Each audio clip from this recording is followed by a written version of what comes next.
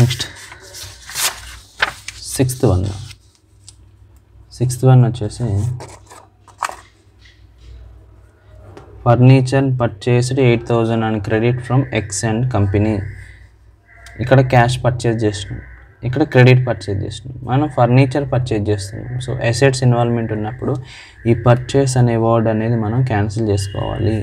Entry రాసేటప్పుడు బాగా గుర్తుపెట్టుకొని పర్చేస్ అనే వర్డ్ని క్యాన్సిల్ చేసుకోవాలి. సో ఆన్ క్రెడిట్ బేసిస్లో పర్చేజ్ చేస్తున్నాం from X and company. He is a artificial person. So artificial person giving, మనం పర్చేజ్ చేస్తున్నాం, వాడు మనకి ఇస్తుండు, గివర్, రైట్. సో క్రెడిట్ చేయాలి వాడిని. సో అసెట్ మనకి కంపెనీలోకి వస్తుంది, కమ్స్ ఇన్, కాబట్టి debit it. Okay. So entry వచ్చేసి sixth one, furniture account debtor to X and company account. X and company account. Being furniture purchased on credit. ఓకేనా. So furniture account debtor to X and company account. So ఎంత? 8,000. ఓకేనా. Close చేసేయాలి. Okay. ఇక్కడ మనం 6 transactions అనేది entries చెప్పుకున్నాం. ఓకేనా. Next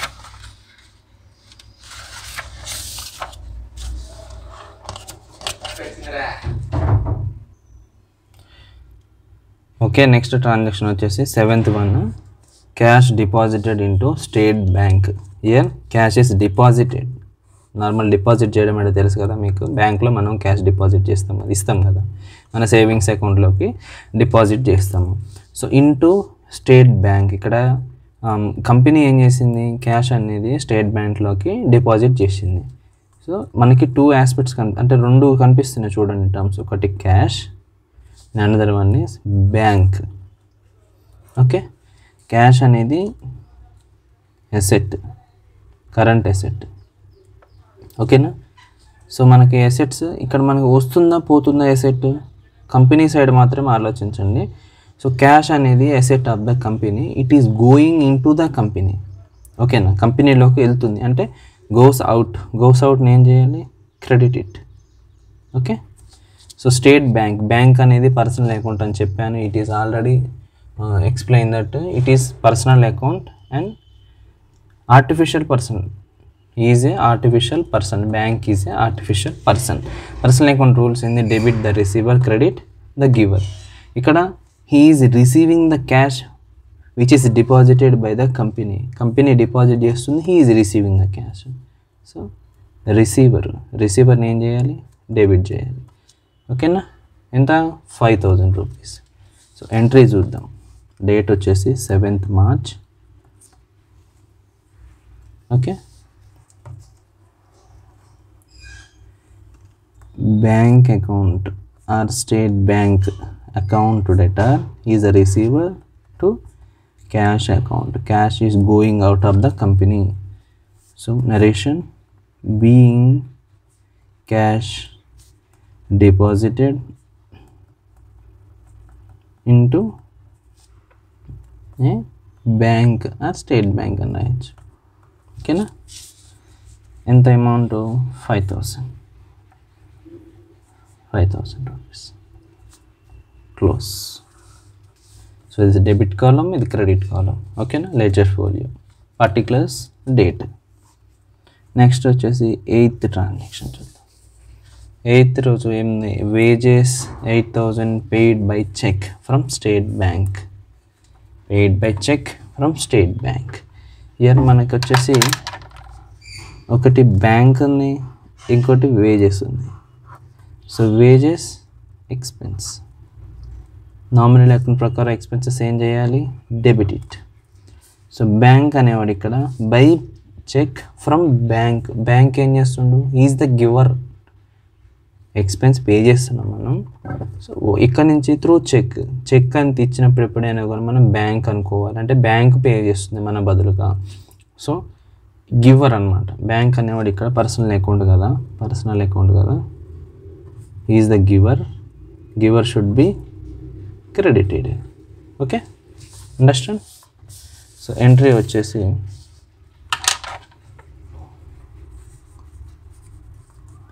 expenses ఏమన్నా wages account to debtor to bank account ఎంత 8,000 rupees debit credit column. So being wages paid through cheque. Okay,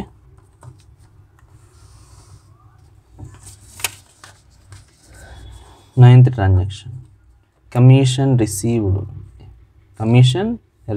by the company is receiving commission in terms of cash. Okay, cash ఇక్కడ inherent అని కనిపించదు మనకి, మనమే understand చేసుకోవాలి. Salary pay చేసిందంటే in terms of క్యాష్లోనే పే చేశారు. Commission received in terms of క్యాష్లోనే రిసీవ్ చేసుకున్నాం మనము. ఓకేనా. సో క్యాష్ అనేది coming in to the company, so real account ప్రకారం cash is coming, so debit it. So commission అనేది ఏంది, మనకి కమిషన్ రిసీవ్ చేస్తున్నాం మనం. కమిషన్ అనేది income, it is a income to the company. So income and gains ఏం చేయాలి మన నామినల్ అకౌంట్ ప్రకారం, నామినల్ అకౌంట్ క్రెడిట్ చేయాలి, అవునా. సో ఎంట్రీ వచ్చేసి 9th cash is coming in to the company cash account debtor to commission account, it is the income, commission received account. So being commission received. ఓకేనా, narration is completed. ఎంత commission, 500 rupees. Okay, 500 rupees. ఓకేనా. Next 10th one capital bought into business by proprietor Ram in cash. ఇది very important, ఒకసారి మంచిగా వినండి. Capital bought into business by proprietor ఎవడు ఇక్కడ, Ram, he is the owner. Cash అనేది లోపల తీసుకొచ్చిండు. ఓకేనా. Capital bought into business by proprietor Ram తీసుకొస్తుండు కాబట్టి he is the giver. So cash is coming in to the business, cash account should be debited. Cash అనేది real account ప్రకారం debit చేయాలి, coming in to the business. So Ram is the giver. ఎలా రాయాలో చూద్దాం ఒకసారి. Entry 10th one cash account debtor to Ram's capital account. Ram's capital account అని చెప్పాలన్నమాట. Okay, అని ఇక్కడ క్యాపిటల్ ఆఫ్ ద కంపెనీ ఏమవుతుంది, పెరుగుతుంది, లేదా క్యాపిటల్ తీసుకొస్తున్నాడు. క్యాష్ పే చేస్తుండే nothing but proprietary cash pay చేస్తుండే క్యాపిటల్ పే చేస్తుంది. సో ఇక్కడ మనం క్యాపిటల్ అకౌంట్ అనేది ప్రత్యేకంగా మెయింటైన్ చేస్తాము. ఓకేనా, ప్రొపరేటరీ క్యాపిటల్ అకౌంట్ అనేది మనం ప్రత్యేకంగా మెయింటైన్ చేస్తాము. So to Ram's capital account, cash account data to Ram's capital account. So personal అకౌంట్గా is a giver should be credit. being capital introduced, debit 15,000 and credit balance 15,000. Okay, close it. Next 11th one cash taken by Ram is the owner for personal యూజ్కి draw చేస్తున్నంత nothing but drawings. ఓకేనా, Ram's drawings. ఇది cash అనేది going out. ఇది expense లాగా treat చేయాలి లేదా receiver అని చెప్పేసి చెప్పొచ్చు. Ram's drawings account is a personal account. So is the receiver. Yes or no? Receiver of the cash ఏం చేయాలి? Debit it. And cash is going out. It's asset, real account. So cash is going out, asset is going out. Credit, what goes out? So credit it. Okay na? So 11th one,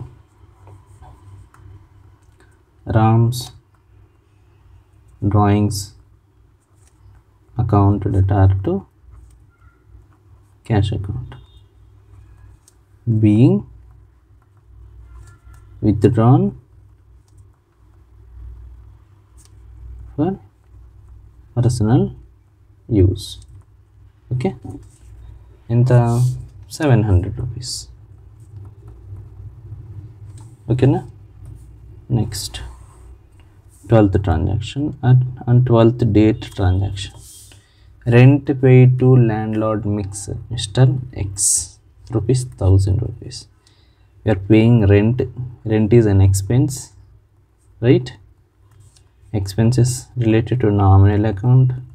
ఇట్లానే చదువుకోవాలి మనం. చదివేటప్పుడు ఒక transaction entries రాస్తున్నాం అంటే ముందు మనము అది ఎక్స్పెన్స్ అవుతుందా ఇన్కమ్ అవుతుందా అనేది స్పెసిఫై చేయాలి. ప్రతి దగ్గర కూడా నేను స్పెసిఫై చేస్తున్నాను, చూడండి ఒకసారి. కమిషన్ రిసీవ్డ్, అది ఇన్కమ్ అంటున్నా. ఇన్కమ్ ఏంటి? రిలేటెడ్ టు నామినల్ ఇన్కమ్ని ఏం చేయాలి? క్రెడిట్ చేయాలి. సో ఇలా మీరు చేయగలిగితేనే జర్నల్ ఎంట్రీస్ అనేది ఈజీగా చేయగలుగుతారు. ఫస్ట్ అండర్స్టాండింగ్ కోసం ఇలా మీరు కొన్ని రోజులు ఒక 2 days ఇలా ప్రాక్టీస్ చేస్తే నెక్స్ట్ నుంచి మీరు ఇలా రాసుకోని అవసరం లేదు. మీరు ఎంట్రీస్ పోస్ట్ చేసేటప్పుడు లేదా ఎంట్రీస్ రాసేటప్పుడు ఇలా ప్రత్యేకంగా రాయని అవసరం లేదు. చూస్తేనే ఆటోమేటిక్గా అండర్స్టాండ్ అవుతుంది, ఈజీగా ఎంట్రీస్ అనేది రాస్తారు. ఓకేనా? Rent paid to landlord mister X. You're paying rent to X. X is the receiver. X అనే person receiver. It is belongs to, he is a person, right? So personal account.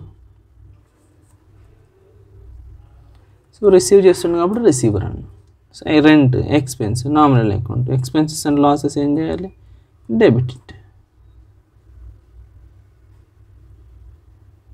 Okay, rent paid to landlord mister X.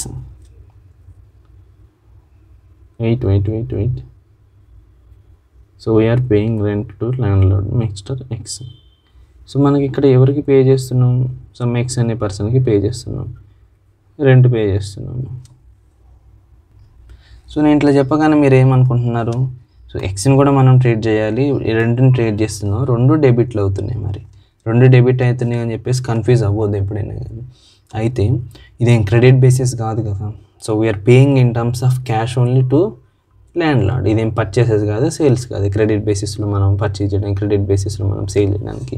Paying is nothing but paid, అంతే. ఇంకా మనం వాడికి pay చేసినాం. So ignore mister X, just ignore. మనకు వీడితో మనకేమైనా అవసరమా? మనం పేమెంట్ చేసినాం కంపెనీ, అంతే. వాడు రిసీవ్ చేసుకుంది. సో ఇక్కడ ఏం ఇన్వాల్వ్మెంట్ ఉంది? ఇన్హెరెంట్గా క్యాష్ అనేది ఇన్వాల్వ్ అయ్యింది. అది గుర్తుపెట్టుకోండి ఎప్పుడైనా. క్యాష్ అనేది ఇన్వాల్వ్ అయ్యింది. సో క్యాష్ అనేది రెంట్ పే చేస్తున్నాం, it's an expense. Nominal account debit చేసినాం. క్యాష్ కూడా గోయింగ్ అవుట్. అసెట్ అనేది, క్యాష్ అనేది ఒక అసెట్ కదా. Cash asset going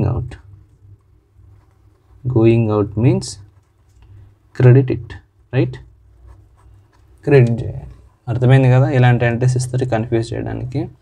so first time entries చేసే వాళ్ళకైతే చాలా ఇబ్బంది అనిపిస్తుంది. ఇట్లా ఇది చూడాలన్నమాట. మనం రెంట్ పే చేస్తున్నాం, క్యాష్ పోతుంది, అంతే. వాడు ల్యాండ్ లార్డ్ వాడితో మన సంబంధం లేదు, వాడితో పని అయిపోయింది కదా. We are paying cash, we have paid already. So cash అనేది ఇక్కడ ఇన్వాల్వ్మెంట్ ఉంటుంది. సో ఇట్లా రాయాలన్నమాట, తప్పులు చేయొద్దు. ఓకే, ఎంట్రీ రాద్దాం. 12th వచ్చేసి.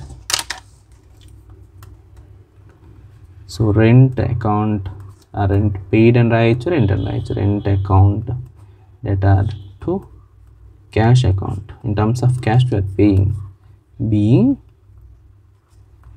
Rent paid. Okay, being rent paid. How much? 1000 rupees. 1000 rupees. Next,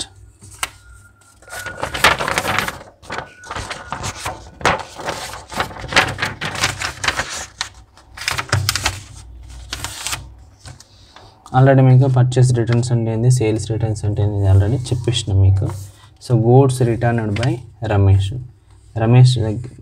వాడి మనకి రిటర్న్ చేసి మనం ఏం చేసినాం సార్ ఇంతమందికి రమేష్కి చూడండి ఒకసారి. Sale of goods and credit to రమేష్కి క్రెడిట్ బేసిస్లో మనం సేల్ చేసినాం. ఇంత 3000 వర్త్ గూడ్స్ అనేది సేల్ చేసినాం. ఓకేనా. సో వాడు ఏం చేసిండు, సో డ్యామేజ్ ఉన్నాయని చెప్పేసి 1000 రూపీస్ వర్త్ గూడ్స్ అనేది మనకి మళ్ళీ రిటర్న్ చేసిండు. అంటే మన సేల్స్ ఏమవుతుంది, రిటర్న్ అవుతుంది. ఎవరు మనకి రిటర్న్ చేసింది, రమేష్. ఓకే, గివర్ అన్నమాట. ఇప్పుడు ఇక్కడ గివర్ని ఏం చేయాలి మనం, క్రెడిట్ ఇట్. ఓకే, నెక్స్ట్ మనకు వచ్చిన ఒక కొత్త టర్మ్ ఏంటి, sales returns. So sales returns మనం ఏం చేయాలి, డెబిట్ ఇట్. ఓకేనా. సేల్స్ వచ్చినప్పుడు మనం క్రెడిట్ చేసినాం. ఓకేనా. అవే సేల్స్ మనకి రిటర్న్ వచ్చినప్పుడు ఏం చేయాలి, డెబిట్ చేయాలి. సో ఎంట్రీ చూద్దాం ఒకసారి. 13th. సో రమేష్ ఇస్తుండు, సేల్స్ మనకి రిటర్న్ వస్తున్నాయి. Sales returns account debtor to Ramesh account. Okay, being goods returned by Ramesh. Okay, ఎంత, 1000 వర్త్. ఓకేనా. Next goods return to Raju. Company return చేస్తుంది రాజుకి, ఎందుకంటే రాజు దగ్గర నుంచి గూడ్స్ మనం పర్చేస్ చేసినాం ఆల్రెడీ. క్రెడిట్ బేసిస్లో purchase goods on credit from Raju 8000 worth goods మనం రాజు దగ్గర నుంచి పర్చేస్ చేసినాం క్రెడిట్ బేసిస్. అందులో ఒక 1500 వర్త్ అసెట్స్ అనేది లేదా గూడ్స్ అనేది డ్యామేజ్ ఉన్నాయి. సో మనం ఏం చేస్తున్నాం, రిటర్న్ చేస్తున్నాం. ఓకేనా, మన పర్చేసెస్ రిటర్న్ చేస్తున్నాం. కంపెనీ వైపే ఆలోచించాలి. కంపెనీవే సేల్స్, కంపెనీవే పర్చేస్ లాగా చూడాలి. కంపెనీ చేసిన పర్చేసెస్ రిటర్న్ చేస్తున్నాం, పర్చేసెస్ రిటర్న్ చేస్తున్నాం. So purchase returns. సేల్స్ అనేది రిటర్న్స్ వస్తున్నాయి మనకి, అంటే మనం సేల్ చేసిన గూడ్స్ అనేది మనకే రిటర్న్ వస్తున్నాయి కాబట్టి సేల్స్ రిటర్న్స్ అని రాయాలి. ఓకేనా. సో 13th ట్రాన్సాక్షన్ వచ్చేస్తుంది ఎంత, 1500 కదా. రాజు రాజుకి మనం చూడు గూడ్స్ రిటర్న్ టు రాజు ఏం చేస్తాడు ఇప్పుడు, వాడు రిసీవ్ చేసుకోవాలి. సో రిసీవర్ని ఏం చేయాలి, డెబిట్ చేయాలి. Goods return to and returned by అనేది చూడాలి. రిటర్న్డ్ బై ఉన్నాయంటే నథింగ్ బట్ సేల్స్ అని అర్థం. రిటర్న్ టు అంటే పర్చేసెస్ అని అర్థం. ఓకేనా, కన్ఫ్యూజ్ అవ్వద్దు. ఓకే, ఎంట్రీ ఏమొస్తుంది మనకి, 14th.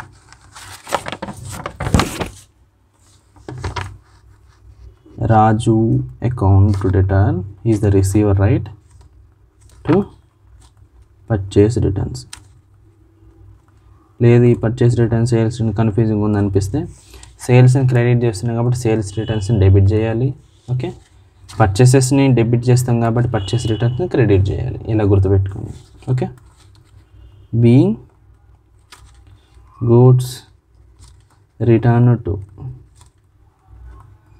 మన గూడ్స్ కాదు, మనం పర్చేజ్ చేసినాం వాడికి పంపిస్తున్నాం. రిటర్న్ టు గుర్తుపెట్టుకోండి, రిటర్న్డ్ బై రాజు. ఎంత, 1500 వర్త్. ఓకేనా. సో ఇవి ఈ క్లాస్ యొక్క ఎంట్రీస్. మనం 14 ఎంట్రీస్ తీసుకున్నాం. సో 14 ఎంట్రీస్ తీసుకున్నాం మనం. 14 ఎంట్రీస్ కూడా మీకు మంచిగా ఎక్స్ప్లెయిన్ చేశాను నేను. ఎట్లా ఒకసారి చూడండి, క్లాస్ వినండి మంచిగా, స్కిప్ చేయకండి. ఒక ఎసెట్ ఉంది లేదా ఒక ఎక్స్పెన్స్ ఉంది అన్నప్పుడు ఫస్ట్ అది ఎక్స్పెన్సా ఎసెట్ అనేది డిటర్మైన్ చేయండి. ఆ తర్వాత ఎక్స్పెన్స్ దేని రిలేటెడ్, ఏ అకౌంట్ రిలేటెడ్ ఉంది, ఒక ఎసెట్ ఏ అకౌంట్ రిలేటెడ్ ఉంది, రియల్ అకౌంట్, ఇది నామినల్ అకౌంట్ ఎక్స్పెన్స్ అంటే. సో నామినల్ అకౌంట్లో ఎక్స్పెన్స్ని ఏం చేయాలి, రియల్ అకౌంట్లో ఎసెట్ వస్తే ఏం చేయాలి, ఎసెట్ పోతే ఏం చేయాలి, ఇట్లా డీటెయిల్డ్గా మనం ఒక స్టార్టింగ్లో ఒక 2, 3, 4 సమ్స్ చేస్తేనే జనరల్ ఎంట్రీస్ ఈజీ అవుతాయి. ఓకేనా.